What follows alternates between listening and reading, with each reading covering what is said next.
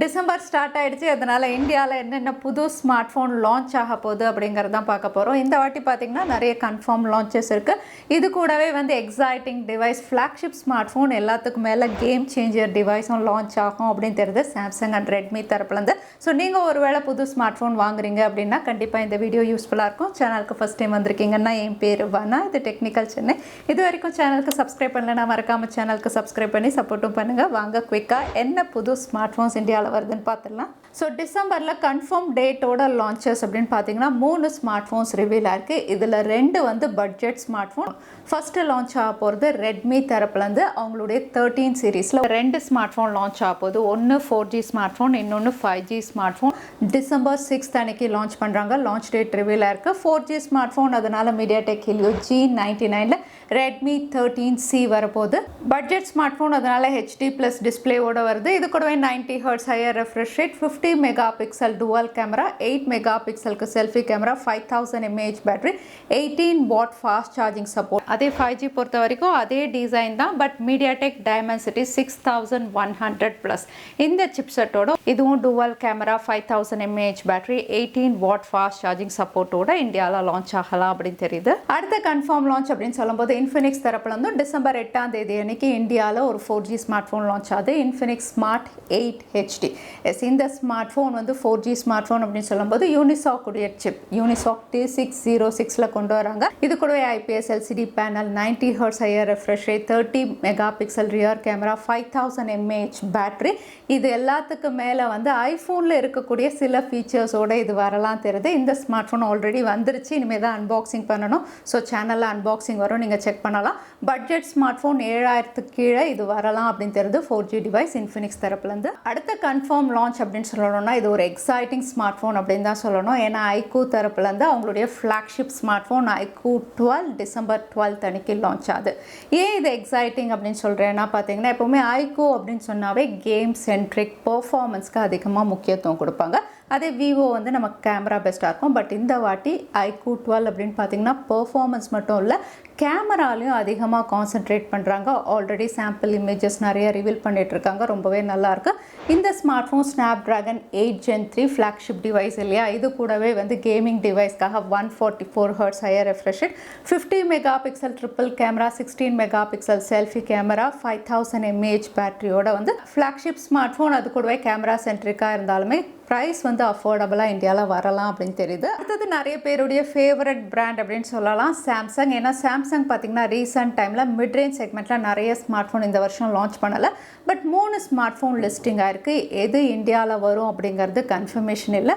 இங்கே 3 smart phone அப்படின்னு சொல்லும்போது ஒன்று சாம்சங்குடைய A25, இதுவும் இப்போ வரைக்கும் குளோபல் லிஸ்டிங்கில் தான் இருக்குது. A25 அப்படின்னு சொல்லும்போது இங்கே Exynos 1280 AMOLED பேனலில் வருது, 50 mega pixel triple camera, 5000 mAh battery. இந்த ஃபீச்சர்ஸோட ஒரு 20,000 ப்ரைஸ் செக்மெண்ட்டில் இதை நம்ம எக்ஸ்பெக்ட் பண்ணலாம் இந்தியாவில். அடுத்ததாக பார்த்தீங்கன்னா சாம்சங்குடைய பாப்புலரான M சீரீஸில் 2 ஸ்மார்ட் ஃபோன், ஒன்று M44, M55.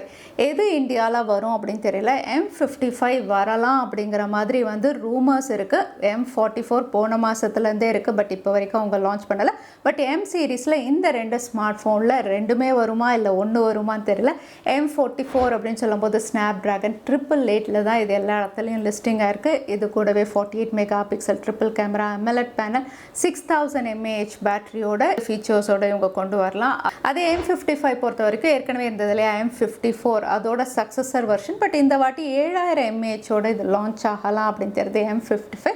அதோட ஸ்னாப் ட்ராகனுடைய 7 சீரீஸில் மேபி 7 Gen 2 இந்த சிப்பில் வரலாம். ஸோ ஸ்னாப் ட்ராகன் சிப்பில் 2 M சீரீஸ் ஸ்மார்ட் ஃபோன் லிஸ்டிங்காக இருக்குது. பார்க்கலாம் M44 M55 கேம் சேஞ்சராக இருக்கும் இந்தியாவில் லான்ச் ஆச்சுன்னா. அதுதான் டிசம்பர் கடைசிக்குள்ளே ரெட்மியுடைய நோட் 13 சீரீஸ் லான்ச் ஆகலாம். 3மே லான்ச் ஆகுமா இல்லைனா வெறும் ஸ்டாண்டர்ட் வேரியன்ட் ரெட்மி நோட் 13 அப்படின்னு தெரியல. ஏன்னா இந்த ஸ்மார்ட் ஃபோன் ஆல்ரெடி சைனாவில் லான்ச் ஆகிடுச்சு, இந்தியாவில் எனி டைம் வரலாம், லிஸ்டிங்கும் ஆகிடுச்சு. இங்கே 13 ப்ரோ 2 லிஸ்டிங்காக இருக்குது. ப்ரோ ப்ளஸ் இன்னும் லிஸ்டிங் ஆகலை. 13 அப்படின்னு சொல்லும்போது MediaTek Dimensity 6080 AMOLED panel, 108 mega pixel camera, 5000 mAh battery, 33 watt fast charging சப்போர்ட்டோட வருது. அதே 13 Pro OLED panel Snapdragon 7S Gen 2 200 megapixel 5100 mAh battery 67 watt fast charging support. அதே 13 Pro Plus MediaTek Dimensity 7200 Ultraன்னு இது வந்து சைனால லான்ச் ஆன ஃபீச்சர். இந்தியாலையும் இதே ஃபீச்சர்ஸோட வரலாம் தெரியுது. பட் எல்லா டிவைசஸ் ரெட்மியுடைய Note 13 எல்லாமே வந்து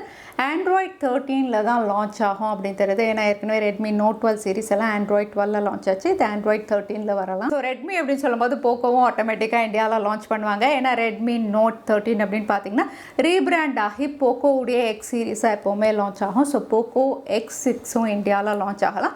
ஃபீச்சர்ஸ் அதே மாதிரி தான் இருக்கும். டிசைன் மட்டும் வந்து கொஞ்சம் இவங்க சேஞ்ச் பண்ணி கொண்டு வருவாங்க. போக்கோ X6ம் Snapdragon 7S Gen 2 200 மெகாபிக்சல் primary camera 67 watt fast charging support AMOLED panel இந்த ஃபீச்சர்ஸோட இதுவும் வந்து மிட் ரேஞ்ச் செக்மெண்ட்டில் லான்ச் ஆகலாம் இந்தியாவில். அதே ஃப்ளாக்ஷிப் ஸ்மார்ட் ஃபோன் அதுவும் காஸ்ட்லி ஸ்மார்ட் ஃபோன் அப்படின்னு சொல்லணும்னா விவோடைய எக்ஸ் சீரீஸில் X100 இந்தியாவில் லான்ச் ஆகலாம். இந்த smart phone MediaTek Dimensity 9300 curved panel 50 megapixel rear camera இது கூடவே கேமராக்கு நிறைய எக்ஸ்க்ளூசிவ் ஃபீச்சர்ஸோட வந்து விவோடைய X100 ஒரு கேமரா சென்ட்ரிக் டிவைஸாக இந்தியாவில் எக்ஸ்பெக்ட் பண்ணலாம். அடுத்ததான் நம்ம பார்க்க போகிறது Indian smart phone brand lava தரப்புலேருந்து ஒரு எக்ஸைட்டிங் 5G டிவைஸ் கொண்டு வரலாம் அப்படிங்கிற மாதிரி ஸ்ட்ராங் ரூமர்ஸ் இருக்குது. இன்னும் கன்ஃபார்ம் ஆகலை. அவங்களுடைய அக்னி சீரீஸ் கீழே லாவா அக்னி 2S இதுவும் கர்வ்டு OLED பேனலில் MediaTek Dimensity 6080 ஹைலைட் அப்படின்னு பார்த்தீங்கன்னா 66 வாட் ஃபாஸ்ட் சார்ஜிங் சப்போர்ட்டோட ஒரு நல்ல டிசைன் அண்ட் லுக்கோட லாவா தரப்புலேருந்து ஒரு 5G ஸ்மார்ட் ஃபோன் எக்ஸ்பெக்ட் பண்ணலாம். இந்த ஸ்மார்ட் ஃபோன்ஸ் தவிர குளோபல் அதாவது சைனா லான்ச் அப்படின்னு பார்த்தீங்கன்னா OnePlus உடைய 12 சீரீஸ் லான்ச் ஆக போகுது. அதே சமயத்தில் ரியல்மியுடைய GT5 Pro இதுவும் வந்து டிசம்பர் 7 அன்னைக்கு லான்ச் ஆகலாம் அப்படிங்கிற மாதிரி போஸ்டர்ஸ் எல்லாம் ரிவீல் ஆயிருக்கு. ஸோ நிறைய ஃப்ளாக்ஷிப் டிவைசஸ் குளோபலில் லான்ச் ஆகுது. இந்தியாவில் டிசம்பர் எண்டில் இல்லைனா ஜனவரியில் லான்ச் ஆகும் அப்படின்னு தெரியுது. ஸோ நீங்கள் ஒரு வேளை புது ஸ்மார்ட் ஃபோன் வாங்கணும் அப்படின்னு யோசிச்சிங்கன்னா இந்த லிஸ்ட்டில் எதை நீங்கள் சூஸ் பண்ணுவீங்க? எது எக்ஸைட்டிங்காக இருக்குது? உங்கள் ஒப்பீனியனை கமெண்ட்டில் ஷேர் பண்ணுங்கள். வீடியோ பிடிச்சிருந்தா லைக் பண்ணுங்கள். உங்கள் ஃப்ரெண்ட்ஸோடய ஷேர் பண்ணுங்கள். இன்னொரு வீடியோவில் பார்க்குறேன். Stay safe, stay happy.